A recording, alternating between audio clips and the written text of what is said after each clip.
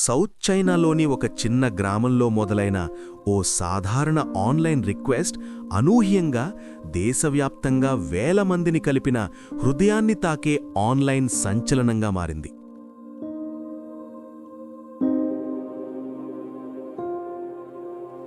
చాంగ్కింగ్లోని హెచ్వాన్ ప్రాంతానికి చెందిన ఒక మహిళ పంది కోయడం తెలియక ఇంటర్నెట్ను సహాయం కోసం ఆశ్రయించింది. ఆమె చేసిన ఈ సోషల్ మీడియా ఆహ్వానం ఊహించని విధంగా 1000కి పైగా వాలంటీర్లను ఆకర్షించింది. ఈ సంఘటనను సౌత్ చైనా మార్నింగ్ పోస్ట్ నివేదించింది.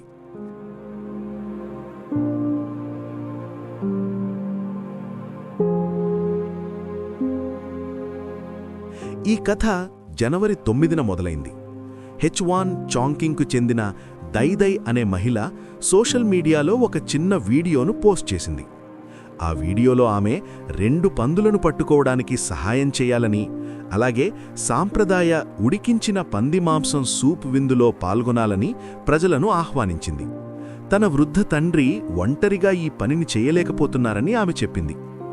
దైదై సరదాగా మాట్లాడుతూ, నా ఇంటి ముందు రోడ్డు పెళ్లి రోజున కార్లతో నిండిపోయినట్టే నిండిపోవాలి. ఒక్కసారైనా మా గ్రామంలో పెద్ద సందడి జరగాలని అనుకున్నాను అని చెప్పింది. అంతేకాదు, కామెంట్స్లో తన చిరునామాని కూడా పంచుకుంది. ఆమె చిన్న విందుగా ప్లాన్ చేసిన ఈ కార్యక్రమం క్షణాల్లో వైరల్ అయింది. 2 రోజుల్లోనే ఆ వీడియోకు 1.8 లక్షలకు పైగా లైక్స్ వచ్చాయి. వేలాది మంది ఈ వేడుకలో పాల్గొనడానికి ఆసక్తి వ్యక్తం చేశారు. ఇంత పెద్ద స్పందనను సమర్థవంతంగా నిర్వహించడందుకు దైదై 5 ఆన్లైన్ చాట్ గ్రూపులను సృష్టించింది. ప్రతి గ్రూపులో 500 మంది వరకే సభ్యులను అనుమతించారు. ఆ గ్రూపుల నినాదం చాలా సరదాగా ఉండేది: పంది మాంసం ద్వారా స్నేహం చేద్దాం. అన్ని 5 గ్రూపులు అతి త్వరలోనే నిండిపోయాయి. దేశం నలుమూలల నుంచి వచ్చిన ప్రజలు పందులను పట్టుకోవడానికి సహాయం చేయడానికి, అలాగే పంది మాంసం విందును ఆస్వాదించడానికి ముందుకు వచ్చారు.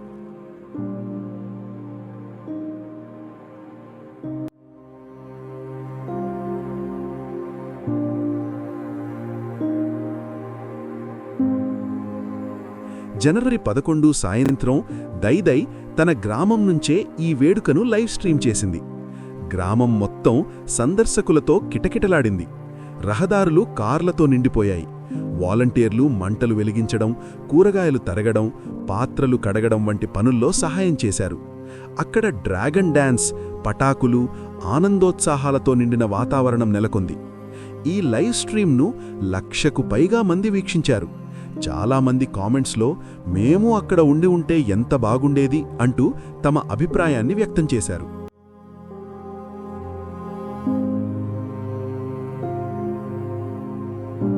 స్థానిక గ్రామ అధికారి హావో జిమూ న్యూస్కు తెలిపిన వివరాల ప్రకారం ఆ రోజు మొత్తం 5 పందులను కోశారు. వాటిలో 2 దైదై ఇంటి నుంచివి కాగా మిగతా 3 కంపెనీలు మరియు ఇన్ఫ్లుయెన్సర్లు విరాళంగా ఇచ్చినవిగా తెలిపారు. మొత్తం మీద 1000కి పైగా మంది ఈ వేడుకలో పాల్గొన్నారు.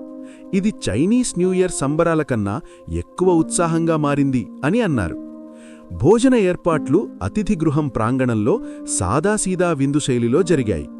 భద్రత, క్రమశిక్షణ కోసం స్థానిక ప్రజాభద్రతా విభాగం సిబ్బందిని మోహరించి ట్రాఫిక్ మరియు పార్కింగ్ను నియంత్రించింది. ఒక చిన్న సహాయాభ్యర్థన, ఒక గ్రామం నుంచి దేశం మొత్తం కలిసిన క్షణం. ఇది నిజంగా ఇంటర్నెట్ శక్తిని, మానవ సంబంధాల అందాన్ని చాటి చెప్పిన ఒక మరిచిపోలేని కథ.